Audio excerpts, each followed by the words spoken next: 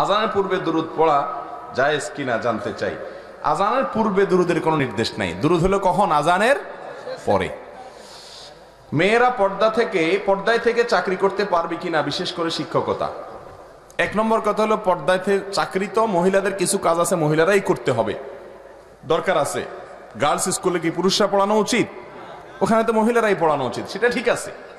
কিন্তু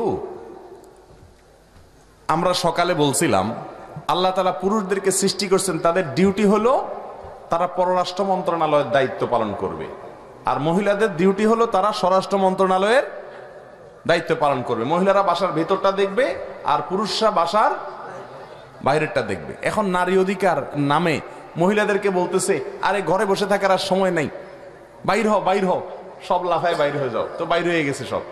বাইর হইয়া কি লাভ হয়েছে? পুরুষের যে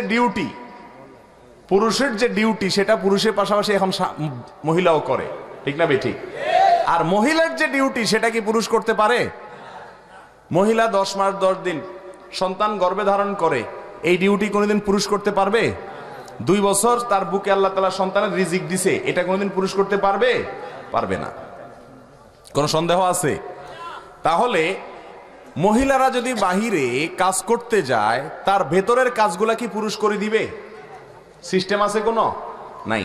তাহলে বেচারি তার গর্ভে ধারণও করতে হচ্ছে, সন্তানরা 2 বছর ধরে দুধ দান করতে হচ্ছে, এগুলো কষ্টের কাজ কি কাজ না? এই কাজগুলো তার করতে হচ্ছে, আবার বাইরে পুরুষের ডিউটি অর্ধেক করতেছে। তাহলে ডবল ডিউটি করলো না বেচারি? স্বাধীনতার নাম দিয়া মহিলারা দিয়া ডবল ডিউটি খাটা নিছে না এরা? আর ইসলাম বলে তুমি রানীর মতো বাসায় থাকো, এখানকার বিষয়গুলোকে তদারকি করো, আর পুরুষ গাদার মতো বাইরে খাটাখাটনি করে রিজিক কাল নিয়ে আসবে। এ হলো ইসলাম। এখন জামাই বউ 2 জন ডিউটি করে, আর আগের মুরব্বীদেরকে জিজ্ঞাসা করেন, একজন ডিউটি করত, দাদি চাচি ওনারা একা কি করত? বাসার হালচাল দেখতো। তখনকার যুগে দাম্পত্য জীবনে সুখ শান্তি বেশি ছিল না এখন বেশি? এখন দাম্পত্য জীবনে ডেইলি বেজার লাগে না? বিচার করতে করতে মুরব্বীরা শেষ হয়ে যায় না? আর বিয়া ভাঙন যে পরিমাণ হয়, আগে এত বিয়া ভাঙতো কেন?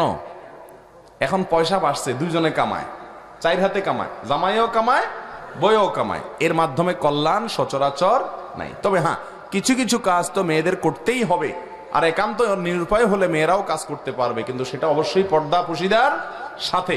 কোন প্রকার পর্দা যদি লঙ্ঘন না হয়, ফিতনার আশঙ্কা না থাকে, তাহলে কি করতে পারবে? মহিলা চাকরি করতে পারবে।